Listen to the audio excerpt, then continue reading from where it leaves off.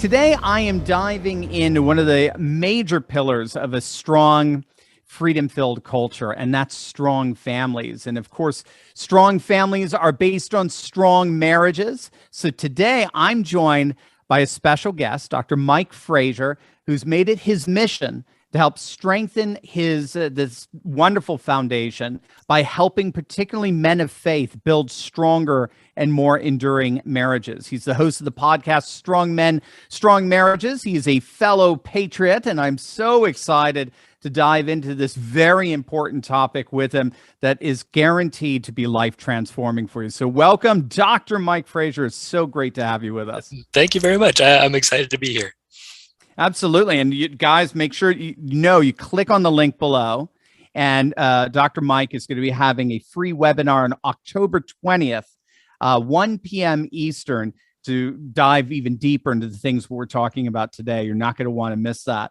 All right. So, I like to ask, just give us a bit of your backstory. How did you end up becoming so passionate about helping men achieve strong marriages?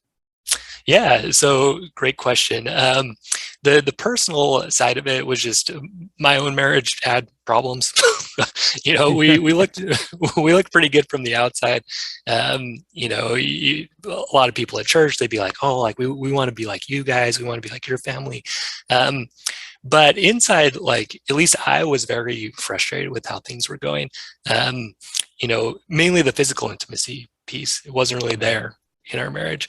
And, I felt like I was doing everything that a good husband should do, right? Like, I read the 5 love languages. I'm like, okay, well, right, let me make sure I do all of those for my wife. I'm checking all those. I'm washing dishes. I'm changing diapers, right? Doing all this stuff. But for some reason, it wasn't translated into her being attracted to me, at least in a sexual way, right?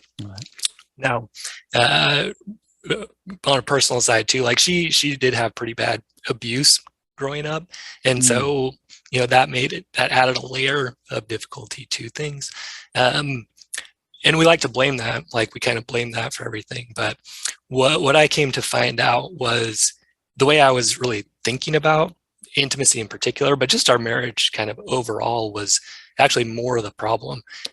Just how I thought I was kind of, the savior and like saving her and, just really kind of a superior mindset is what I was taking into it. That was really unattractive to her, feeling like sex was owed to me. So all of that, like we had to see our own marriage coach, and she helped me see that side of it more. And yeah, I just kind of was able to own that side of it more. And now I help guys do the same. My relationship with my wife now is way better now that I've caught those kind of problematic patterns. And so I can kind of see them in other guys too, and we can make those corrections.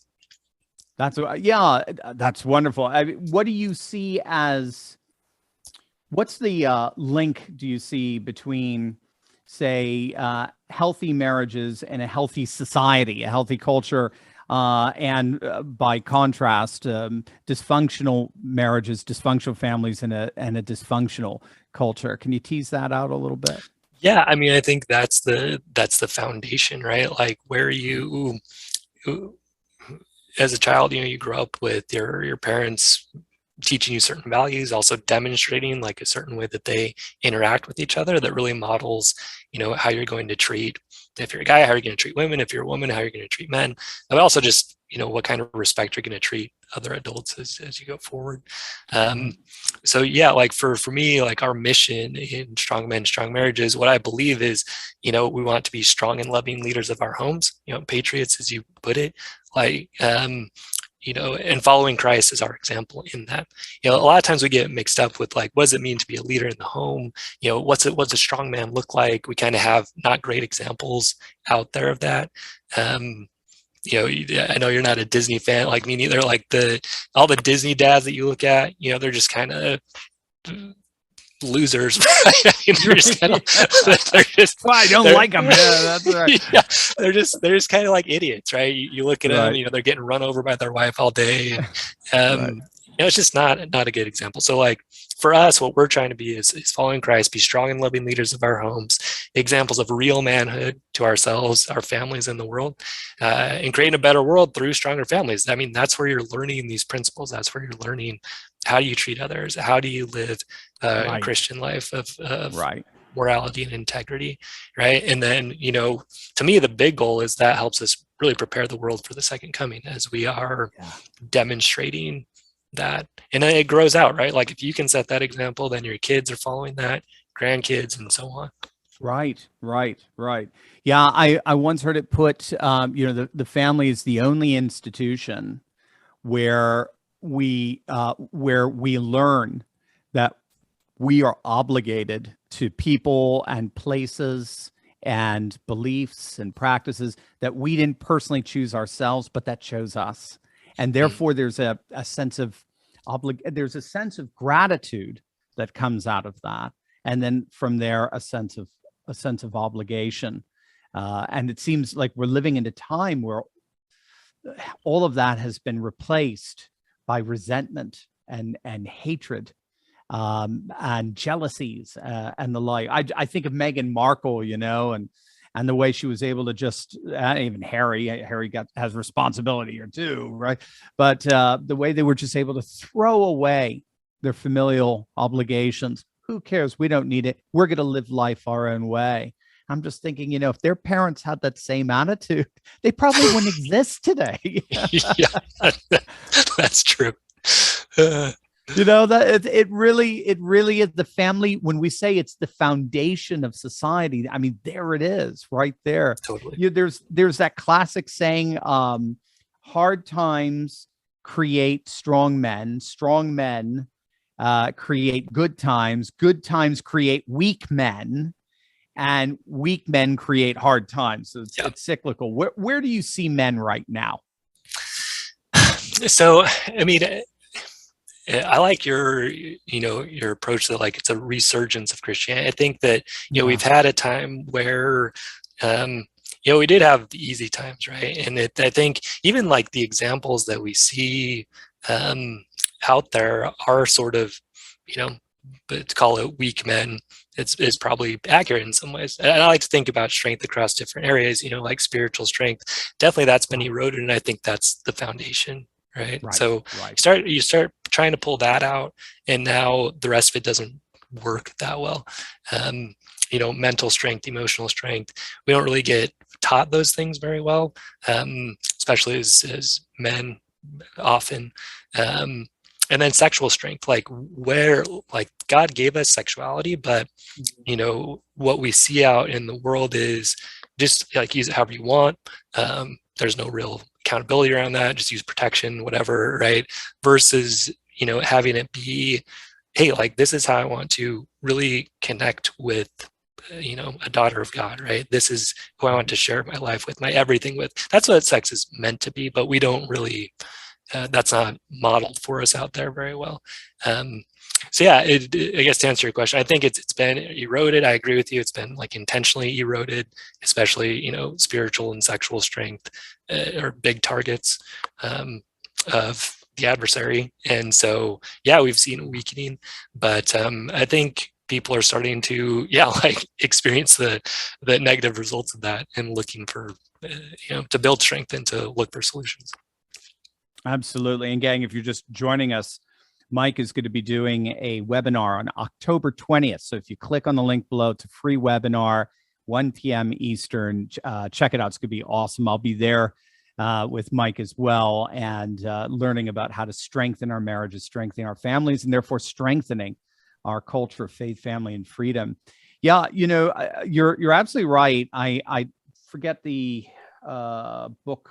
I think it's The Modern World and Sexuality. I think Anthony Giddens. He's a globalist scholar. But one of the things he observed is that modern sexual practices are very different from older generation ones. In that, prior to modern contraception, there was always a sense that sex did involve obligation. Not that everybody lived that way, but the social norms were there. If you weren't living that way, you were avant-garde, you were strange, or you were one of ill character. Well, today now that any kind of obligation has been split because the connection between sex and procreation has been severed. Again, due to modern birth control and contraception and the like, and of course, abortion and all. So we tend to see sex now as recreational. And that doesn't seem to be the way we were made. That's not reflective of what makes us truly human. What are you seeing in some of the biggest common problems in the men that you help? Yeah, so I mean, pornography is a big one. And so, the other thing, so for one reason or another, right? So it kind of breaks down into three kind of main problems guys will come look for help from me with. One is, their marriage kind of seems okay, but the sex is not there, and they can't seem to figure out why. And that's kind of where I was at and what I help guys more with. And a lot of times I'll turn to pornography as kind of like a release from that. The other one is infidelity on one side or the other, either him or her, right? Either emotional infidelity or sexual infidelity. And then kind of at the end of the line there, guys will come if they are looking at a separation, near a divorce, kind of looking through that. And so what I see is, it's, again, like the way you're thinking, feeling, and acting, that's the problem. And once you adjust that, you can become much more attractive to your wife. Like what you're doing as a guy is either going to be attractive or not. And, as Christian guys, we can understand, like if our behaviors, if our thoughts, feelings, and actions are aligned with how God wants us to be acting, how Christ wants us to be acting, like we're in a pretty good spot. The trick is sometimes we think we are when we're not, and that's what gets kind of unattractive. Yeah, that's right. Well, then that's where some objective set of eyes like yours comes in, doesn't it? Right. Exactly. Yeah. Well, on that, please, yeah. Oh, sorry. I was gonna say, just on that separation side too. Like sometimes it's obvious what's caused it, but like in an affair or something, it's, pretty clear how you put yourself in that situation. But a lot of times with people who've been married, 20, 30 years, the wife just kind of gets feels not prioritized long term, and eventually she just kind of gets tired of that. And that's that can happen. But you can't overcome it, right? You have to really shift things around. But that's another kind of common cause I've seen. Yeah, relationships are very complex because we're very complex, aren't we? Yes. Yeah. You have a podcast where you dive more into this topic. You give very practical advice for men looking to strengthen their marriage. Tell us about that. Yeah. So it's called Strong Men, Strong Marriages, kind of like we're talking about here. As a man, we want to be a leader in our household, right? And so, when we build up strengths, and I like to talk about, like I said, those different strengths: spiritual strength, being a man of integrity, being aligned with what you really believe, living true to that, having a mission and purpose that you're working towards. Really, if you can just nail those ones down, like that spiritual strength, you're in a pretty good spot. Then we talk about mental strength. Like, so my training, I'm a psychiatrist, went to medical school, psychiatry residency after that, did a lot of training in therapy through that. After that, learned a lot of coaching tools. So that's where, we apply all those things. Sometimes Christian folks, they can be understandably concerned about kind of modern psychological practice or tools. So for me, right, I just pull in like what is backed up. So my bachelor's was in neuroscience, like what actually works for your brain, like what actually helps make the shifts, like how does your brain change? Like I like to think of what I do as rewiring people's brains. So we just work on that and how that works. So fascinating. Yeah, it's very fascinating, which you've just brought that up, sort of the synthesis between the ancient wisdom that you're bringing in with modern science, because that seems to be, in terms of a number of studies on it, it seems to be that's the That's the trends now. The one theory is calling it archaeofuturism. And it sounds like that's exactly what you're doing. As it were, it's interfacing the best of both worlds. Is that what you're seeing? Are you seeing that in? Well, obviously that's the way you're seeing what you're doing. But do you see that in psychiatry as a whole? Do you see psychiatry moving away from the very kind of atheistic Freudian paradigm to something a bit more human? Yeah, it's a great question. I think so. Like I said, I trained in psychiatry. Went through a residency program and all that. These days, psychiatry, if you're not very like proactive about creating your own practice and business, where you're going to go is you're going to go into a big system that you're just prescribing medication. Like that's basically where it goes. Now, some people like myself will kind of not really like that. And, Right. kind of like for me, and I think for a lot of psychiatrists, right? You go in there because you want to help someone live a better life. That was what I was about, and I felt like I'd learned a lot of tools to do that through that training. But yeah, I mean, if you look at the healthcare system, what they're trying to do is minimize costs, and so a psychiatrist training is like their dollars per hour. They're gonna have to pay them more, and so they try to shorten visits, make it just medication, and then they farm the therapy out to someone that won't cost as much to do it. Yeah. Is basically how that system is structured right now. But like people I work with and like the partners I've worked with, they are very much into what you're talking about, trying to integrate, the connection with God and connection with spirituality. And I think just overall, there is kind of now a sense of that like you need purpose and you need connection, to something bigger than yourself to really feel fulfilled. It's like Viktor Frankl, logotherapy. You need purpose, you need contribution, and yeah, the best place to get that, in my opinion, right, is through Christ. I do work with guys that don't believe in Christ, but I really try to get the point across that if you don't have that, especially like your sense of self-worth, right? If you don't have God or something bigger than yourself, you're trying to borrow it from other places, especially your wife, right? You're trying to get attention, appreciation, affection from her because you can't feel it on your own or from God, right? And then she gets kind of drained. I call it the mosquito cycle, right? You're trying to suck off attention, appreciation, affection, sex from her, and she gets sick of it over time. Wow, there you go. There you go.